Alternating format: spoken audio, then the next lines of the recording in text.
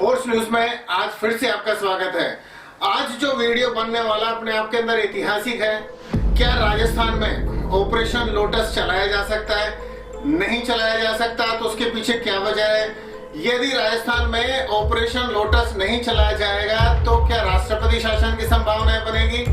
क्या कांग्रेस किस किस स्तर पर जूझ रही है? ये तमाम बातें होगी। वीडियो को आखिरी तक जरूर देखना और आप इस वीडियो को फॉरवर्ड भी करना।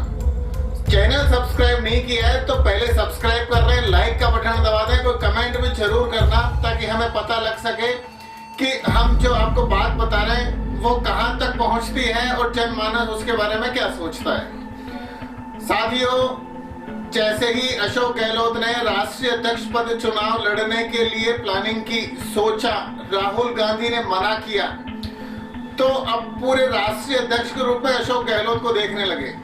लेकिन अशोक गहलोत को सीएम पद की चाह, कंफर्ट जोन नहीं छोड़ना, उसके चक्कर में उन्होंने अध्यक्ष पद चुनाव लड़ने से इनकार कर दिया क्योंकि उनके साथी सिपाही सलार इस चीज के लिए राजी नहीं थे। आखिर में फिर मल्लिकार्जुन खड़गे, जिन्होंने ये बयान दिया था बकरीद पर बकरा बचेगा तो ही मुहर्रम पर नाचेगा, इस बात को लेके अशोक गहलोत साहब सीधे कर्नाटक उनसे मिलने चले गए। राहुल गांधी से मुलाकात नहीं कर पाए और आखिरकार मल्लिकार्जुन खड़गे विजयी हुए। अब मल्लिकार्जुन खड़गे अपनी बात आगे किस तरह से रखेंगे? एक तरफ सचिन पायलट सीएम बनने के लिए तैयार, दूसरी तरफ अशोक गहलोत ने सोनिया गांधी की खिलाफत कर दी।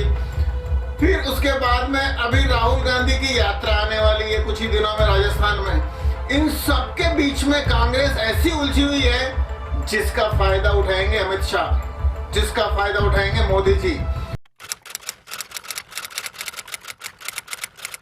और इसी के तहत अभी हाल ही में 18 अक्टूबर को, ध्यान से सुनना, 18 अक्टूबर को राजस्थान के प्रतिपक्ष के नेता राजेंद्र सिंह राठौड़ के नेतृत्व में विधायकों ने स्पीकर से कहा कि जिन जिन लोगों ने इस्तीफे दिए थे स्पीकर साहब, आपको उनके स्वीकार कीजिए।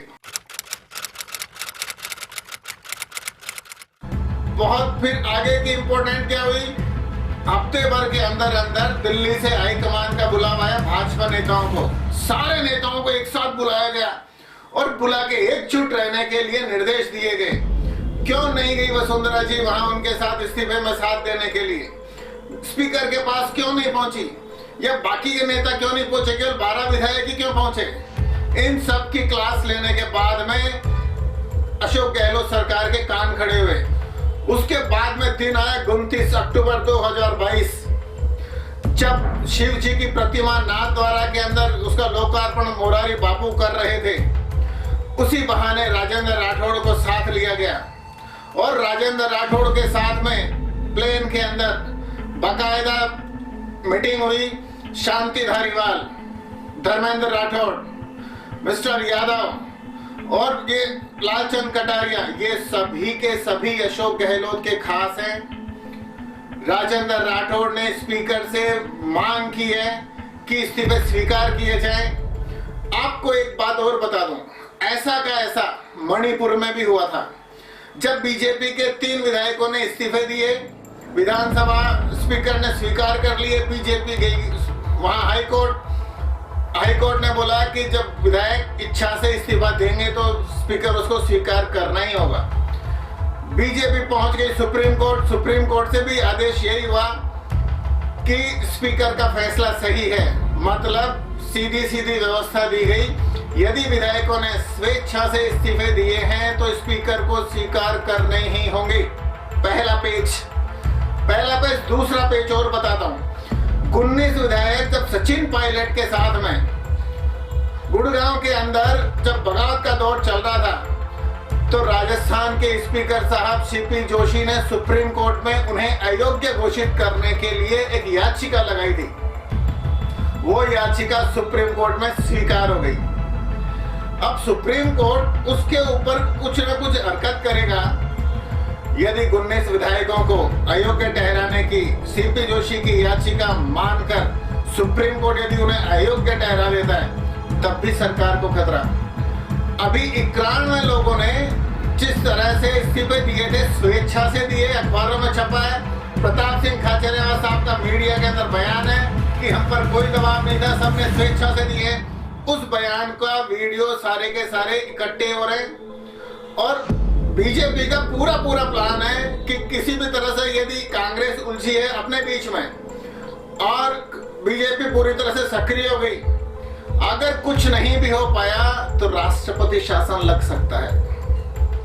राष्ट्रपति शासन लग सकता है, विधानसभा स्थगित हो सकती है या विधानसभा निलंबित हो सकती है। इन सारी की सारी परिस्थितियों में सारा का सारा दारोमदार राज्यपाल की तरफ होगा और चाहे सुप्रीम कोर्ट याचिका को स्वीकार करे, उस पर निर्णय कर ले या 91 विधायकों को इस्तीफे स्वीकार करने के लिए सीपी जोशी को निर्देश दिलवा दे, दोनों ही परिस्थितियों में कांग्रेस की सरकार जाना तय है।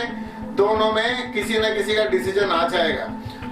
सुप्रीम कोर्ट ने स्पष्ट रूप से कहा है, संविधान के आर्टिकल 190(20) के तहत यदि कोई भी जनप्रतिनिधि स्वेच्छा से इस्तीफा देता है तो स्पीकर को स्वीकार करना ही पड़ेगा। स्वेच्छा से इस्तीफा दिए हैं, इसके लिए प्रताप सिंह खाचरियावास ने गवाही दी मीडिया में। सारे के सारे अखबारों में छपा, दैनिक अखबारों की कटिंग भी मायना रखती है। यदि ये बीजेपी के तमाम नेता हाई कोर्ट या सुप्रीम कोर्ट पर पहुंचते हैं और ज्यादा लंबी चीज नहीं है, 6 महीने पहले यदि ये सब कुछ तय हो जाता है कि आगे राजस्थान में 2023 दिसंबर में जो चुनाव आने वाले हैं उसके 6 महीने पहले भी यदि राष्ट्रपति शासन लगता है तो बीजेपी के हाथ में लड्डू है। क्योंकि राजस्थान की नौकरशाही, राजस्थान के कर्मचारी यदि राष्ट्रपति शासन के दौरान उनके पास में आ जाएंगे और सब ग्रिप में रहेगा तो फिर निश्चित रूप से अगली सरकार बीजेपी की बनने की संभावनाएं बन जाएंगी। सारे अधिकारी कर्मचारी सब राष्ट्रपति शासन के दौरान राज्यपाल के अंडर में होते हैं और सचिवालय के अंदर सारे के सारे जो कैबिनेट सेक्रेटरीज हैं उनके हाथ में होता है और उनके पास में कोई ना कोई बीजेपी का नेता बैठता है। या जब राजस्थान में राष्ट्रपति शासन लगा था कांग्रेस सरकार के समय, उस समय सारी की सारी कांग्रेस की सत्ता थी। इस चीज पे विश्लेषण कीजिएगा। मैंने तारीखों के हिसाब से बताया है, एक तरफ कांग्रेस का गड़बड़ झाला, दूसरी तरफ बीजेपी की प्लानिंग कई राज्यों में हो चुका है और मध्य प्रदेश में भी यही हुआ था। कांग्रेस के विधायकों ने जब इस्तीफा दिया, वहां के स्पीकर ने उसको स्वीकार नहीं किया।